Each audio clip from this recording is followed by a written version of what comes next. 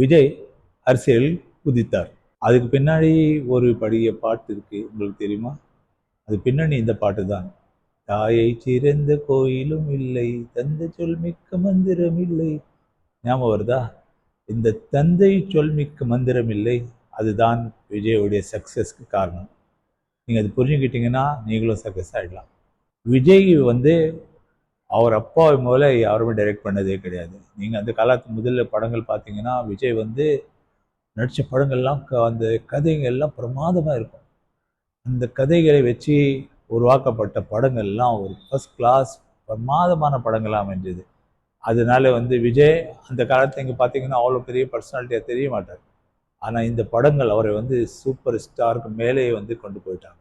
விஜய் வந்து ரொம்ப ஒபீடியன்ட், அப்பா பேச்சை தட்ட மாட்டாருன்னு. அது எனக்கு எப்போ தெரிஞ்சதுன்னா ஒரு ப்ரெஸ் மீட்டில். ஒரு ப்ரெஸ் மீட்டில் நான் வந்து மற்ற டெய்லி ஃபோட்டோகிராஃபராக இல்லாமல் ஒரு தனிப்பட்ட ஃபோட்டோகிராஃபராக இருந்தேன், ஒரு மேகசின் ஃபோட்டோகிராஃபராக இருந்தேன். எனக்கு வந்து அந்த ப்ரெஸ் மீட் ஃபோட்டோ முக்கியமாக இல்லை, தேவையில்லை.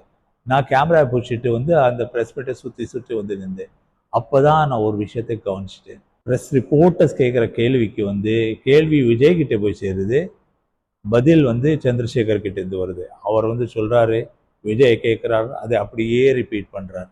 அப்போதான் எனக்கு தெரிந்தது இத்தனை நாள் மக்கள் சொன்ன காரணங்கள் வந்து எவ்வளோ உண்மையானது. விஜய் வந்து எவ்வளோ ஒபீடியன்ட், அப்பா பேச்சு கேட்டு இப்படி கட்டுப்படுப்பாருன்னு தெரியும். தந்தை சொல்மிக்க மந்திரம் இல்லை. ஞாபகம் வச்சுக்கோங்க. உங்களோட சக்ஸஸ்க்கும் இது காரணமாகலாம்.